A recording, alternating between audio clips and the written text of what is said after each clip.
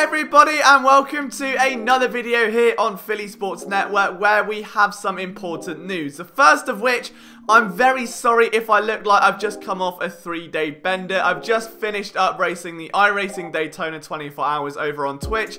I'm absolutely exhausted, and during that stream, the Eagles decided to go, do you know what? Let's make sure Liam doesn't go to bed after he finishes racing. Let's make sure he's a little bit more busy because we're going to hire a new defensive coordinator. Mike Lombardi and a couple of others, including Albert Breer, have essentially said that the man who is in the front running that has pretty much secured the bag to replace Jim Schwartz is former Indianapolis Colts defensive backs coach Jonathan Gannon. Now, what does this mean for the Eagles? The first thing, there's obviously a link between him and Nick Sirianni, the team's new head coach. You can't fault that. They both work together in Indianapolis. You see the familiarity. They're building a base, cohesion. I love to see it. That's cool. The second thing is that the defensive scheme is going to stay the same.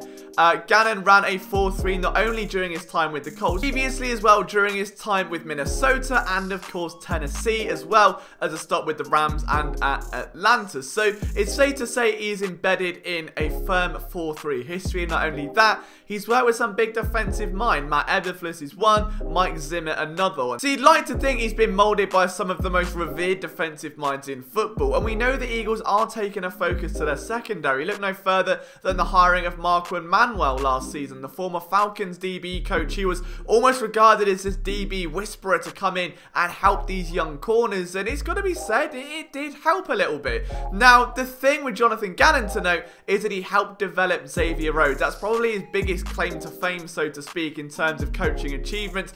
Both Pro Bowl seasons he had were under Gannon's tutelage, and he was also a large reason why Rhodes decided to take his talents to Indianapolis to work under Gannon once again. He felt comfortable, he felt confident working under him. So if Xavier Rhodes, who, while he may not be the corner he once was, holds him in such a high regard, it's probably a good sign. When you look at the Eagles' defensive back picture, there's a lot of room for concern. Darius Slay is the only mid-term piece at cornerback right now with a few years left on his deal. We don't know what the future holds for Avonte Maddox. Is he an outside CB? Is he in the nickel? The rest of the guys are purely nickel cornerbacks. We're talking Cravon LeBlanc pending free agent, Nickel Roby-Coleman pending free agent right now. There are a couple of guys who obviously ended up making an impact towards the end of last season, such as Michael Jaquette, for instance. We know Grayland Arnold is another DB they value. At safety, it's a similar sort of thing. Rodney McLeod coming off another season-ending injury. Jalen Mills on a short-term deal. Kayvon Wallace hasn't showed us anything yet really significant enough to cement him as a replacement for either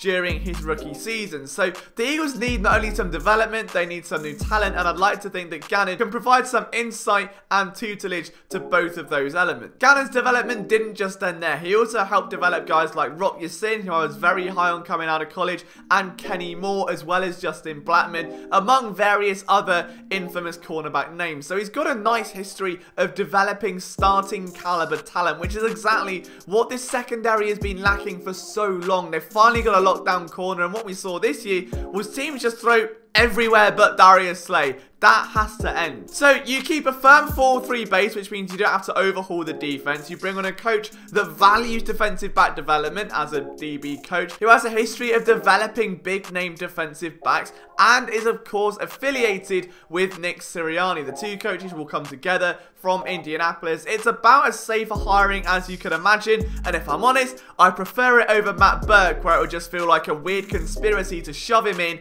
push him into the defensive line coach role, and shove him up to offensive coordinator. The fact that this is a real defensive coach come in that wasn't an assistant after a failed stint in Miami, just put on Schwartz's shoulder and given the inside track. This was a legitimate hire. I like it for that reason. What do you think about it, guys? Let me know in the comment section down below. From myself, Liam Jenkins, we've got plenty more coverage on the horizon. I'm going to go take a nap. I'll see you soon.